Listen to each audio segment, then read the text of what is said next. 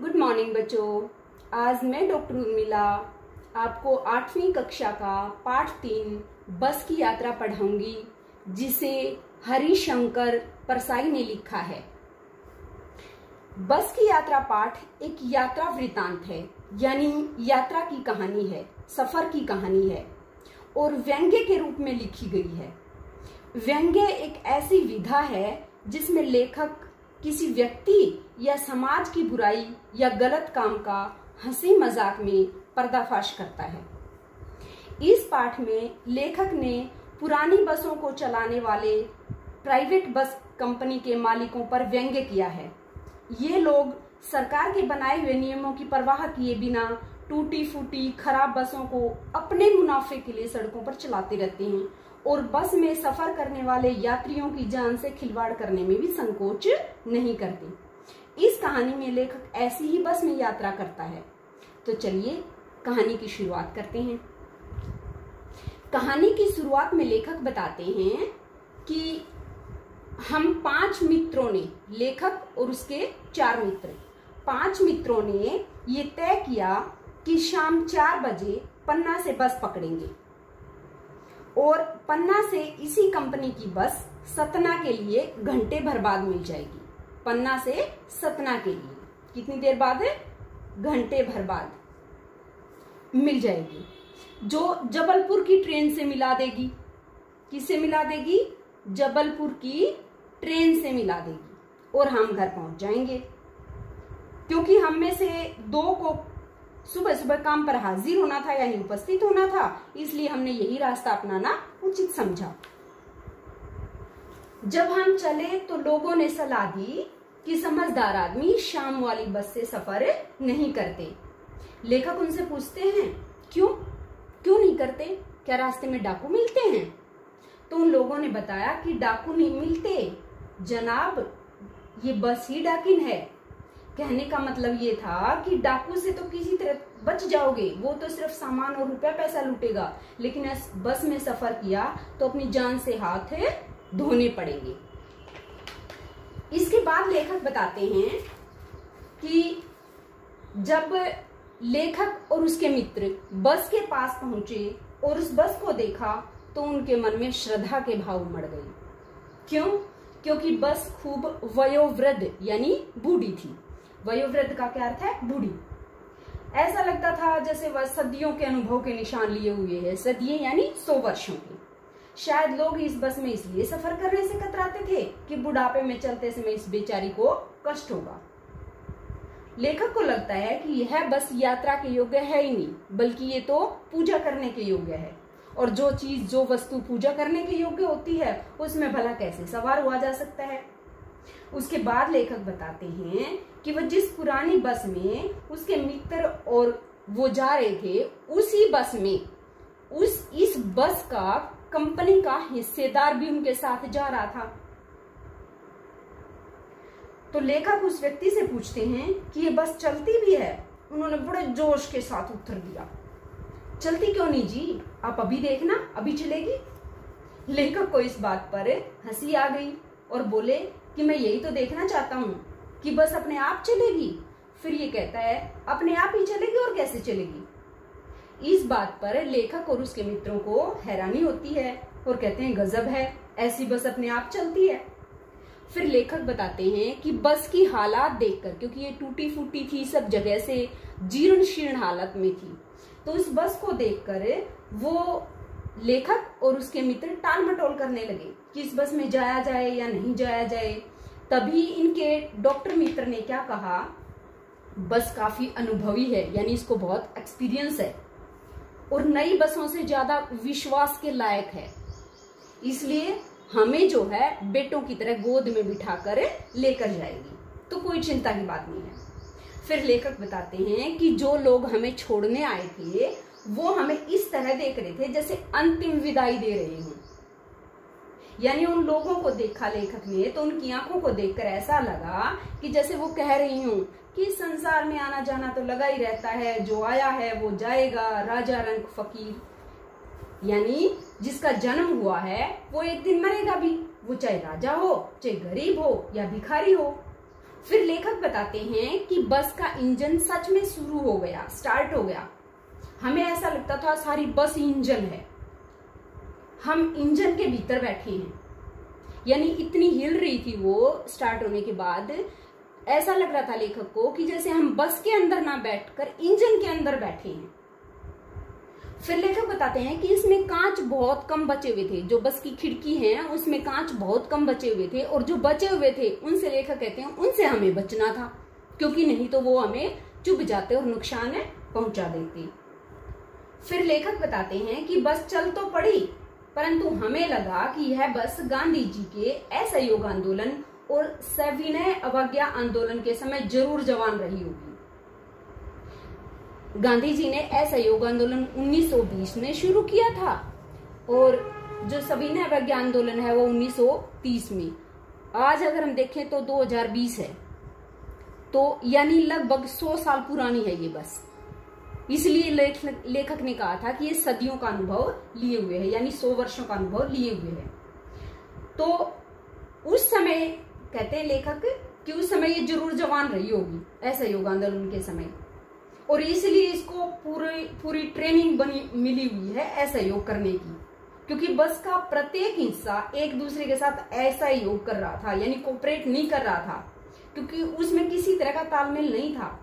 जो बस की सीट थी वो बस की बॉडी से अलग हो रही थी। कभी सीट बस की बॉडी से आगे निकल जाती, तो कभी बॉडी सीट को छोड़कर आगे भाग जाती। इस तरह 8-10 मिनट चलने के बाद सारे भेदभाव मिट गए। समझ में ही नहीं आ रहा था कि हम सीट पर बैठे हैं या सीट हम पर बैठी है। फिर लेखक बताते हैं कि बस अचानक रुक गई और हमें पता चला कि पेट्रोल की टंकी में छेद हो गया। फिर ड्राइवर ने क्या किया? ड्राइवर ने बाल्टी में पेट्रोल निकाला और बाल्टी में पेट्रोल निकालकर उसे अपने बगल में रख लिया और एक नली लेकर उसमें से जो पेट्रोल था उसको इंजन में भेजने लगा। लेखक ने कहा मुझे लगता है थोड़ी देर में बस कंपनी का जो हिस्सेदार है वो इंजन को अपनी गोद में बिठा लेगा और नली से उसे ऐसे दूध पिलाएगा जैसे माँ अपने बच्चे को शीशी से दूध पिलाती है। ऐसा लेखक को लग रहा था। उसके बाद बस ने रफ्तार पकड़ी, यानी स्पीड पकड़ी, और उसकी स्पीड 15 से 20 मील हो गई। कितनी हो गई? 15 से 20 मील हो गई। परंतु लेखक कहते हैं कि मुझे उस बस के किसी भी हिस्से पर भरोसा नहीं था। उसका कभी भी ब्रेक फेल हो सकता था, उसका स्टीयरिंग टूट सकता था। हालांकि हम जहां से बस की यात्रा कर रहे थे वहां जो दृश्य थे, जो सीन थे, वो बहुत सुंदर थे। दोनों तरफ पेड़ लगे हुए थे, बस के सड़क के दोनों ओर पेड़ लगे हुए थे जिन पर पक्षी बैठे हुए थे और अच्छी चहचहाट कर रहे थे, यानी दृश्य बहुत सुंदर था। लेकिन लेखक उनका आनंद नहीं ले पा रहा था। क्यों आनंद नहीं ले पा रहा था लेखक? क्योंकि लेखक को डर बना हुआ था। लेखक बताते हैं कि मैं हर पेड़ को अपना दुश्मन मानता था। पेड़ को क्या मान रहे हैं लेखक? यहाँ दुश्मन मान रहे हैं। क्यों दुश्मन मान रहे हैं? क्योंकि उन्हें लगता है कि बस चलते चलते इस पेड़ से टकराएगी और एक्सीडेंट हो जाएगा। और फिर लेखक बताते हैं कि जब एक पेड़ को बस क्रॉस कर लेती तो मैं अगले पेड़ का इंतजार करता कि अगला पेड़ आएगा तो उसमें टकराएगी। यानी लेखक हर पेड़ से घबरा रहा था कि कहीं ऐसा ना हो कि बस उससे टकरा जाए। और अगर लेखक को झील दिखती तो उसे लगता कि ये इसमें डुबकी लगाएगी, यानी गोता लगाएगी। तो लेखक हर चीज से डर रहा था। कहने का अर्थ यह है कि बस की दुर्घटना होने की पूरी संभावना थी। तभी अचानक बस दोबारा से रुकी। एक बार पहले रुकी, अब क्या हुआ? दोबारा से रुकी। ड्राइवर ने खूब कोशिश की उसे चलाने की, लेकिन नहीं चली। शायद बस का सविनय अवज्ञा आंदोलन शुरू हो गया था। तभी बस के कंपनी का जो हिस्सेदार था वह बोला, जी बस तो फर्स्ट क्लास है, बस ये तो इत्तेफाक की बात है, यानी बाई चांस रुक गई। लेखक ने बस का यहाँ मानवीकरण किया है। मानवीकरण क्या होता है बेटा? जब कोई कवि या लेखक किसी प्राकृतिक वस्तु या निर्जीव वस्तु को मानव के रूप में वर्णन करे तो वहां मानवीकरण अलंकार होता है। यहां भी लेखक बस का एक बूढ़ी स्त्री के रूप में वर्णन करता है तो यहां भी मानवीकरण अलंकार है। जब दूसरी बार बस रुकी तो रात हो चुकी थी और हल्की हल्की चांद की चांदनी थी। लेखक ने बस की दयनीय हालात को देखकर ऐसा लगा जैसे कोई बूढ़ी स्त्री थक कर बैठ गई। ऐसी बस में यात्रा करने पर लेखक को मन ही मन में बड़ी ग्लानि होती है, यानी उन्हें गिल्टी फील होती है कि ऐसी बस में हम बेचारी में लद कर हम चले जा रहे हैं। अगर इसका प्राणांत हो गया तो इस बियाबान में हमें इसकी अंत्येष्टि करनी पड़ेगी। प्राणांत का अर्थ है मर जाना, बियाबान का अर्थ है सुनसान और अंत्येष्टि का अर्थ है अंतिम संस्कार। यानी अगर ये बस यहाँ मर गई, यानी इसका एक्सीडेंट हो गया, मर गई तो मनुष्य मरते हैं, लेकिन यहाँ मैंने बताया ना, यहाँ मानवीकरण अलंकार किया है, इसको बूढ़ी औरत के रूप में वर्णन किया है लेखक ने। तो फिर बताते हैं अगर ये मर गई तो इस सुनसान जगह पर और कोई तो है नहीं, हमें ही इसका अंतिम संस्कार करना पड़ेगा। फिर क्या हुआ, जो हिस्सेदार साहब था उसने इंजन खोलकर कुछ सुधार किया और बस आगे बढ़ी। उसकी स्पीड और कम हो गई और धीरे धीरे बूढ़ी बस की आंखों की ज्योति जाती रही, यानी उसकी जो बस की लाइट थी वो भी कम हो गई। चांदनी रात में रास्ता टटोलकर चलने लगी और चलने क्या लगी, रेंगने लगी। अगर कोई साइड में पीछे से या आगे से अगर कोई बस या कोई गाड़ी आ जाती तो बस कहती कि निकल जाओ बेटी, अब मेरी तो उम्र रही नहीं कि मैं तुमसे आगे निकल जाऊं, इसलिए बिल्कुल किनारे पर हो जाती और उनको निकलने का रास्ता दे देती। तभी जो है बस एक पुलिया पर पहुंची और पुलिया पर पहुंचकर टायर क्या हो गया, फिस हो गए, यानी उसकी हवा निकल गई। क्या हुआ, टायर की हवा निकल गई और बस जोर से हिली। अगर बस स्पीड में होती तो बस उछलकर यहां नाले में गिरती। कहां गिरती बच्चों, नाले में गिरती। इसलिए बार बार लेखक डर रहा था, यानी बस तीसरी बार खराब हो गई, थर्ड टाइम। फिर लेखक बताते हैं कि जब पहली बार मैंने बस कंपनी के हिस्सेदार की तरफ श्रद्धा भाव से देखा कि ये आदमी टायरों की हालत जानते थे, फिर भी जान हथेली पर रखकर इस बस में सफर कर रहा था। ऐसी बलिदान की भावना दुर्लभ है, यानी ऐसी त्याग की भावना कहीं देखने में नहीं मिलेगी। फिर लेखक ने सोचा कि ये जो बस का कंपनी का हिस्सेदार है, इस आदमी के साहस और बलिदान की भावना का सही उपयोग नहीं हो रहा।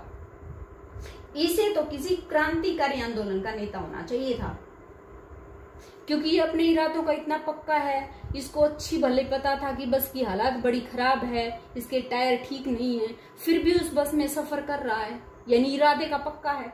तो ऐसे आदमी को तो क्या होना चाहिए, किसी क्रांतिकारी आंदोलन का नेता होना चाहिए।